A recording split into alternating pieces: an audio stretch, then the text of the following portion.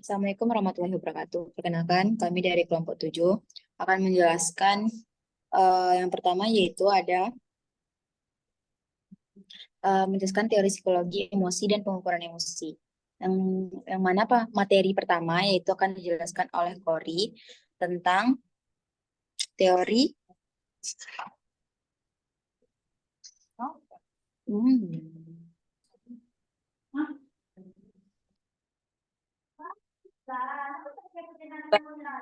Mas akan dijelaskan oleh saya eh, tentang James Lange. Eh, Teori ini menyatakan bahwa emosi timbul dari perubahan fisik dalam tubuh sebagai respon terhadap rangsangan dari luar. Menurut teori ini, perubahan fisiologis seperti denyut jantung yang meningkat, berkeringat, dan bibir yang kering merupakan hasil dari sistem saraf otonom yang merespon terhadap kehidupan di dunia. Prinsip dasar dari teori ini adalah yang pertama ada persepsi langsung. Persepsi langsung emosi timbul dari persepsi langsung terhadap fakta atau situasi yang signifikan. Yang kedua adalah perubahan fisiologis setelah persepsi tersebut terjadi. Yang ketiga adalah motivasi untuk bertindak. Perubahan fisiologis ini kemudian memotivasi tindakan tertentu yang sesuai dengan emosi yang dirasakan. Teori yang kedua adalah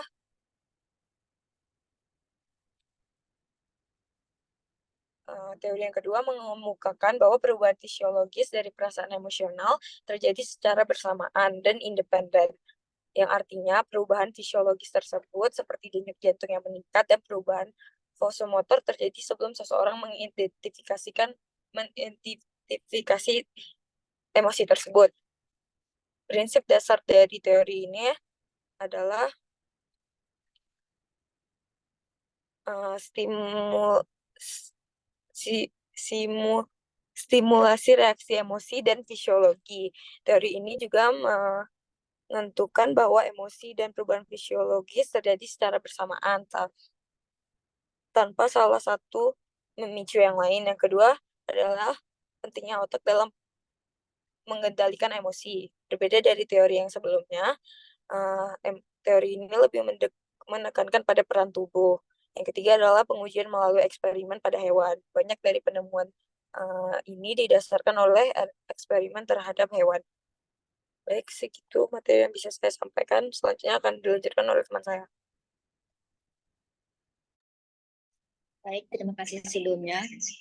Selanjutnya itu ada teori kognitif yang akan saya sampaikan sendiri.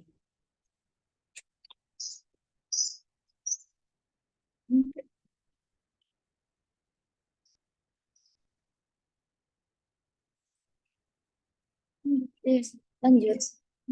Nanti.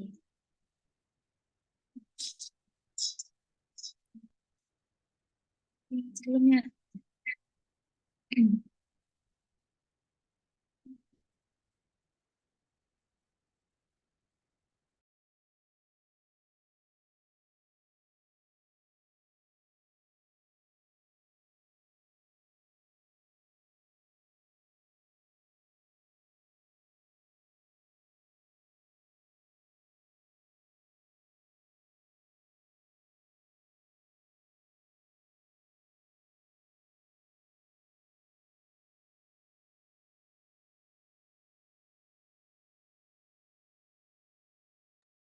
Yang pertama ada itu teori Sachs-Singer, teori dua faktor.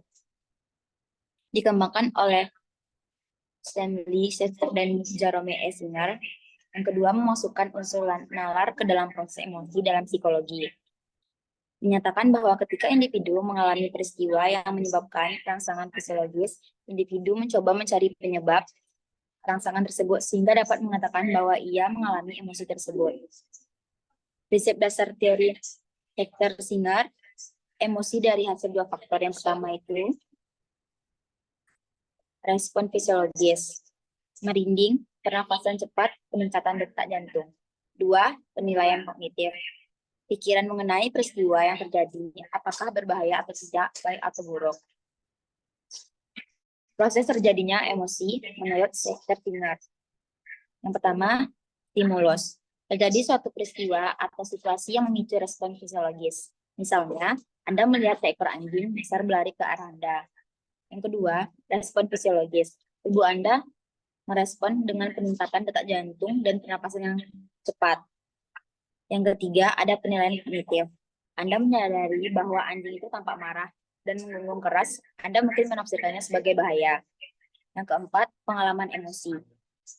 Berdasarkan respon fisiologis dan penilaian kognitif, Anda mungkin merasa takut.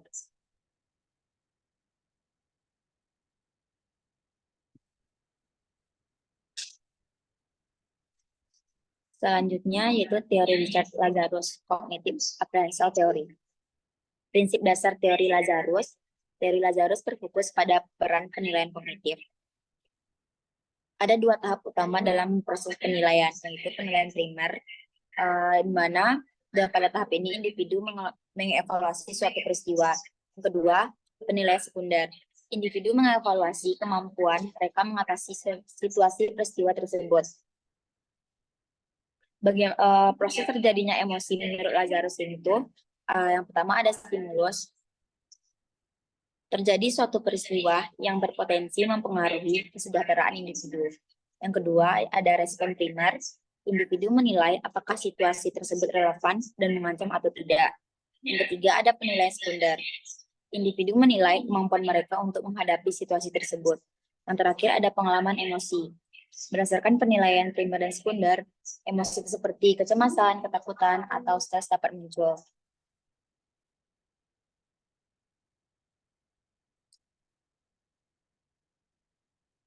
Sekian dari saya, dilanjutkan ke materi selanjutnya.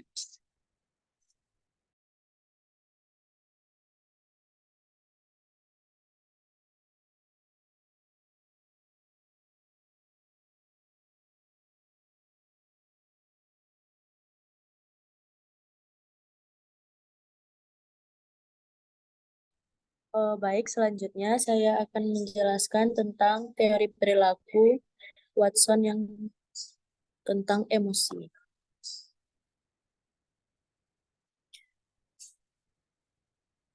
John B. Watson, seorang tokoh utama dalam psikologi behaviorisme, mengemukakan teori tentang emosi yang dikenal sebagai teori emosional behavioris. Watson mendefinisikan emosi sebagai serangkaian stimulus yang ditentukan secara empiris, yang menimbulkan serangkaian respon yang ditentukan secara empiris.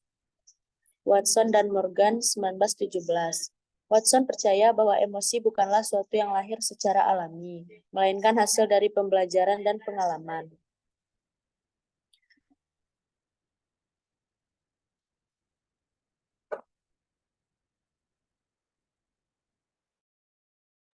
Proses terjadinya menurut Watson. Menurut Watson, emosi terbentuk melalui asosiasi antara stimulus dan respon. Ia berpendapat bahwa emosi dapat dipahami sebagai hasil dari proses conditioning, di mana individu belajar untuk merespon stimulus tertentu dengan cara emosional tertentu. Misalnya, jika seseorang seringkali mengalami ketidaknyamanan ketika mendengar suara tertentu, suara tersebut dapat menjadi stimulus yang memicu respon emosional seperti kecemasan atau ketakutan.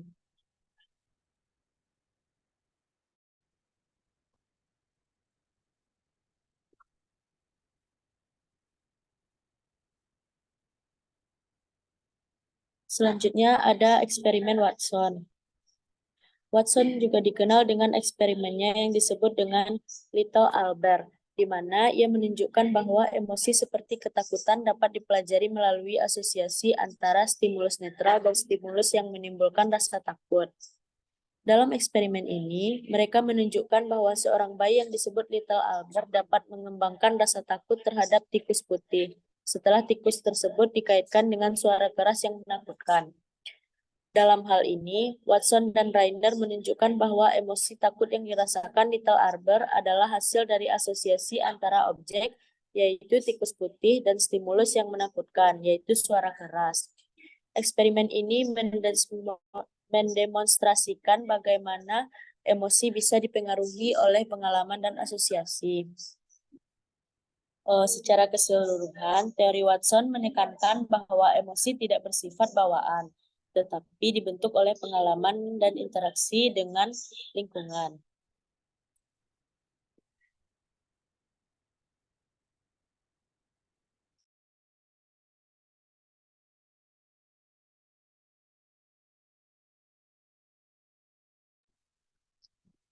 Baik, teori selanjutnya akan dilanjutkan oleh saya. Saya akan menjelaskan teori perkembangan yaitu attachment theory. Menurut John Bowlby, kelekatan adalah hubungan emosional yang kuat antara dua orang dan menurut Ainsworth, attachment adalah ikatan emosional yang diciptakan oleh seseorang dengan orang lain secara khusus dan terjadi dalam hubungan abadi yang mengikat keduanya.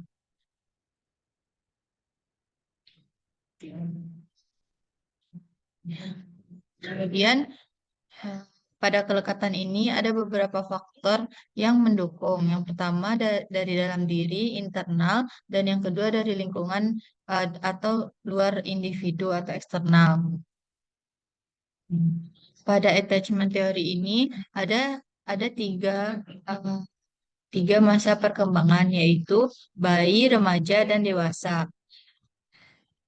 Pada kelekatan pada perkembangan bayi, menurut Bowlby dan Ainsworth, mereka berpendapat bayi membentuk satu dari tiga gaya kelekatan yang berdasarkan perilaku yang diamati, yaitu yang pertama gaya atau pola kelekatan secure atau aman, yang kedua gaya atau pola kelekatan insecure avoiding atau tidak aman, yang ketiga gaya atau pola kelekatan insecure ambivalent atau tidak aman ragu-ragu.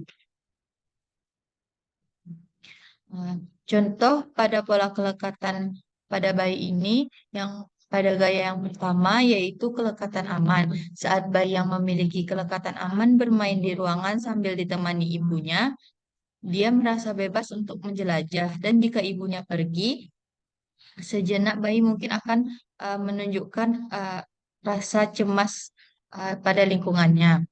Kemudian pada gaya atau pola yang kedua, bayi dengan kelekatan menghindar mungkin tidak menunjukkan banyak reaksi saat ibunya pergi atau kembali. Saat ibunya pulang dari bekerja, bayi mungkin tetap bermain tanpa menghampiri atau mencari perhatian ibunya. Dan tampak lebih tertarik pada mainan yang ia punya daripada interaksi emosionalnya. Pada gaya atau pola kelekatan yang ketiga, bayi dengan kelekatan cemas mungkin sangat terganggu dan gelisah ketika ibunya meninggalkannya di tempat penitipan anak. Ketika ibunya kembali, bayi mungkin berusaha mendekat tetapi juga menunjukkan tanda-tanda kemarahan atau frustasi yang tidak konsisten dengan apa yang diinginkan. Kemudian, pada kelekatan perkembangan bayi ini ada beberapa faktor, yaitu yang pertama responsivitas orang tua, yang kedua kualitas interaksi, yang ketiga pengalaman awal, yang keempat faktor lingkungan, kondisi emosional orang tua.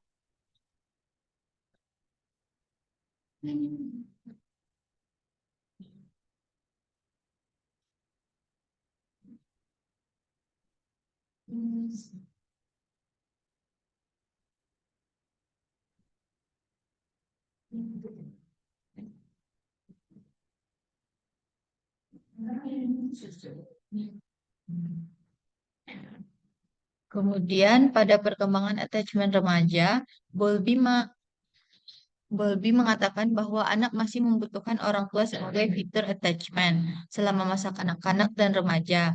Remaja tetap memperoleh dukungan dan perlindungan dari orang tua. Menurut Bowlby, meskipun frekuensi dan intensitas beberapa perilaku attachment diketahui menurun sering bertambahnya usia, kualitas ikatan attachment remaja akan tetap stabil. Memasuki usia remaja, mereka lebih menjalin hubungan dengan yang lebih dekat dengan teman sebayanya.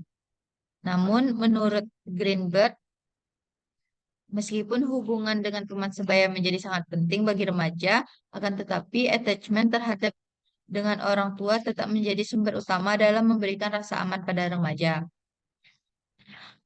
Pada perkembangan remaja ini ada 3 pola attachment. Yang pertama, secure attachment. Yang kedua, preoccupied attachment. Yang ketiga, dismissing attachment. Pada attachment yang pertama, secure attachment atau kelekatan aman ditunjukkan oleh adanya pandangan positif terhadap diri sendiri dan pandangan positif terhadap orang lain, sehingga dalam interaksinya individu tersebut akan merasa nyaman terhadap keakraban dan merasa aman dengan dirinya sendiri. Lalu pada pola attachment yang kedua ditunjukkan oleh adanya pandangan negatif terhadap diri, tetapi pandangan positif terhadap orang lain, sehingga dalam interaksinya remaja tersebut sangat tergantung pada hubungan dengan orang lain.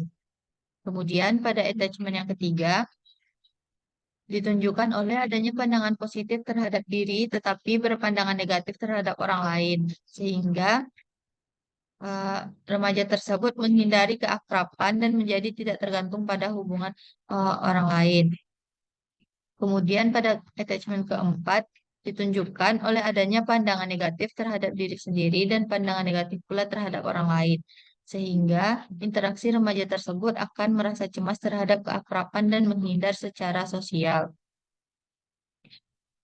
Contoh pada pola attachment ini, contoh pada attachment yang pertama yaitu orang dewasa yang memiliki pola asuh perkembangan insecure nantinya akan memiliki ketakutan akan kedekatan dan kurang memiliki kepercayaan terhadap orang lain. Pada attachment kedua, orang dewasa yang memiliki insecure attachment nantinya akan memiliki hubungan intim yang sangat intens, selalu berusaha mencari keintiman dengan orang lain. Pada attachment yang ketiga, orang dewasa yang memiliki secure attachment nantinya akan memiliki tingkat penyesuaian yang tinggi dalam suatu hal. Kemudian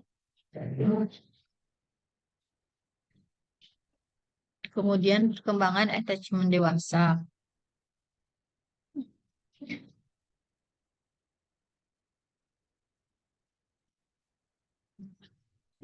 Menurut Bowlby, attachment ini menekankan antar sesama manusia. Bowlby juga mengartikan attachment ini sebagai ikatan emosional yang kuat antara individu.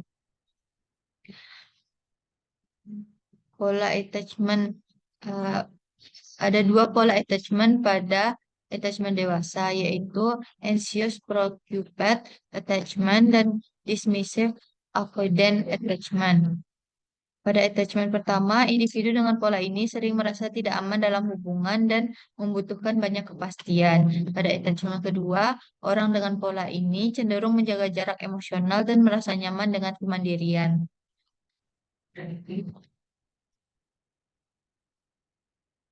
Sekian dari saya lanjutkan kepada teman.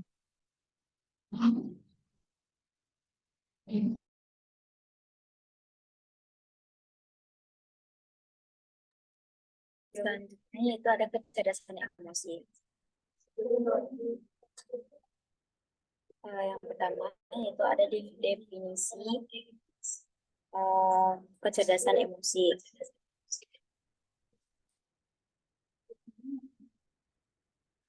Definisi kecerdasan emosi adalah kemampuan untuk mengenali, memahami, dan mengelola emosi diri sendiri dan orang lain.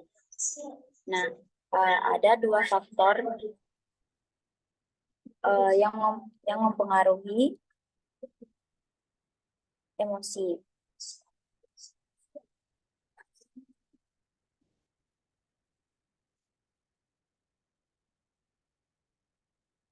Yang pertama yaitu faktor internal. Faktor internal merupakan apa yang ada di dalam diri individu yang mempengaruhi kecerdasan emosinya. Faktor ini memiliki 2 sumber yaitu jasmani dan psikologis. Yang kedua ada faktor eksternal. Faktor eksternal merupakan rangsangan yang diterima individu dari luar diri dan lingkungan yang ditangkap panca indera atau stimulus.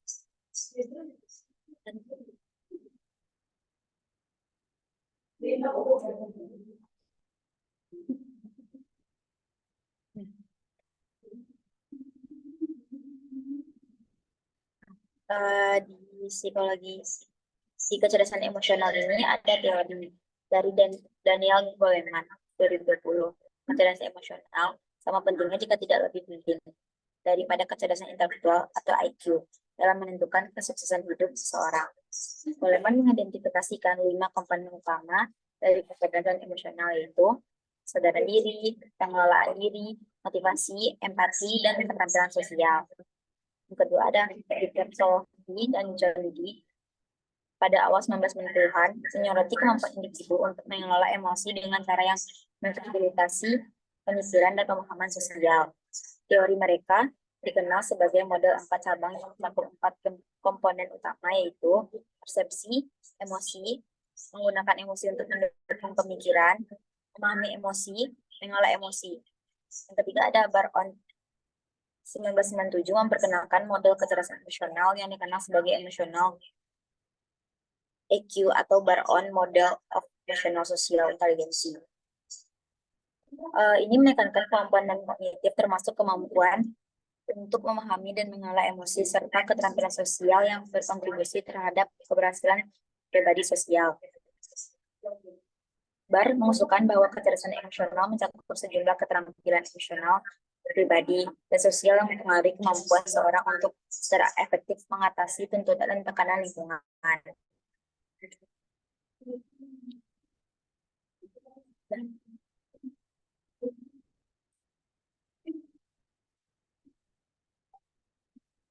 Selanjutnya yaitu ada pengukuran kecerdasan emosional. MSCEIT adalah alat ukur kinerja kecerdasan emosional yang paling sering digunakan untuk orang dewasa dengan validitas yang telah dibuktikan dalam berbagai studi. Kedua, MSCEIT menilai keempat cabang model kemampuan kecerdasan emosional melalui 2 tugas untuk setiap cabang. Misalnya, cabang perceiving emotion mengharuskan responden untuk melihat foto dan mengidentifikasi emosi yang ditunjukkan. Ketiga, skor MSCIT telah terbukti berkorelasi positif dengan ukuran kecerdasan verbal, non-verbal dan keseluruhan, tetapi berbeda dengan secara signifikan dari ukuran kepribadian atau kesejahteraan umum, menunjukkan bahwa MSCIT mengukur kemampuan mental yang berbeda.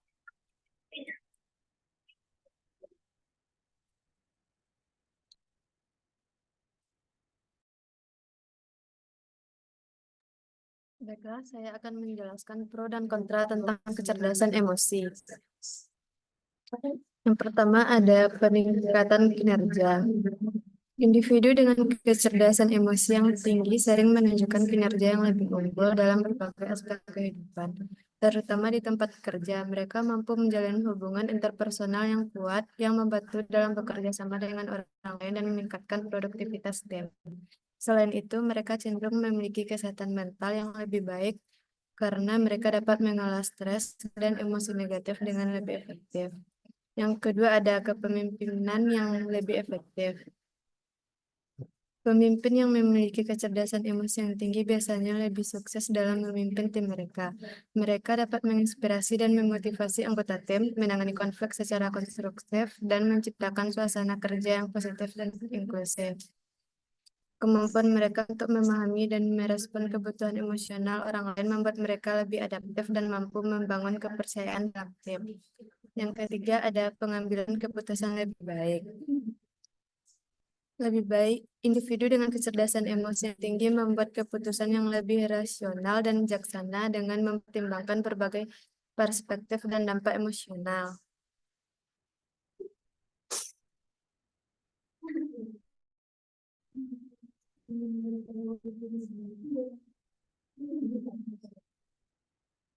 Selanjutnya, kontra kecerdasan emosi. Yang pertama ada pengukuran subjektif. Mengukur kecerdasan emosi seringkali menjadi tantangan karena alat yang digunakan dapat bersifat subjektif. Alat pengukur seperti kuesioner atau tes psikologi mungkin tidak selalu memberikan hasil yang konsisten atau akurat. Yang kedua, ada manfaat yang berlebihan. Beberapa kritikus berpendapat bahwa kecerdasan emosi seringkali dianggap terlalu penting dan manfaatnya mungkin dilebih-lebihkan. Mereka menekankan bahwa faktor-faktor lain seperti kecerdasan kognitif dan keterampilan teknis mungkin lebih berpengaruh dalam banyak situasi, terutama dalam tugas-tugas yang sangat membutuhkan atau kemampuan analitis atau pengetahuan teknis. Yang ketiga ada risiko manipulasi. Kecerdasan emosi yang tinggi bisa disalahgunakan untuk memanipulasi emosi orang lain demi keuntungan pribadi, menciptakan risiko perilaku tidak etis.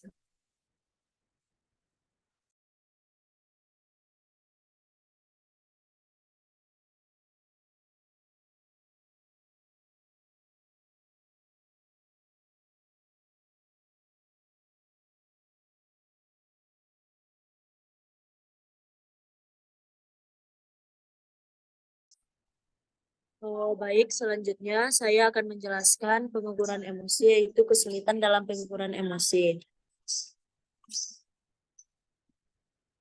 Yang pertama, subjektivitas. Emosi adalah pengalaman pribadi dan subjektif. Apa yang dirasakan seseorang mungkin berbeda dari orang lain, bahkan dalam situasi yang sama. Ini membuat sulit untuk menciptakan alat ukur yang objektif dan universal. Selanjutnya, variabilitas individu. Cara orang mengekspresikan dan mengelola emosi dapat sangat bervariasi. Faktor-faktor seperti budaya, pengalaman pribadi, dan kepribadian mempengaruhi cara orang mengalami dan mengekspresikan emosi mereka. Selanjutnya, pengukuran tidak langsung. Banyak metode pengukuran emosi seperti kuesioner atau observasi hanya memberikan indikasi tidak langsung dari emosi. Mereka mungkin tidak menangkap seluruh spektrum atau kedalaman emosi yang dirasakan. Keterbatasan alat ukur. Selanjutnya yaitu keterbatasan alat ukur. Alat ukur yang digunakan seperti skala rating atau perangkat pengukur fisiologis, misalnya detak jantung atau Gaunavik skin response mungkin tidak terlalu akurat dalam dan beragam. Selanjutnya konteks dan situasi. Emosi seringkali bergantung pada konteks dan situasi. Mungkin sulit untuk menilai emosi secara akurat tanpa mempertimbangkan latar belakang dan kondisi saat emosi tersebut muncul. Baik, terima kasih. Saya kembalikan kepada moderator.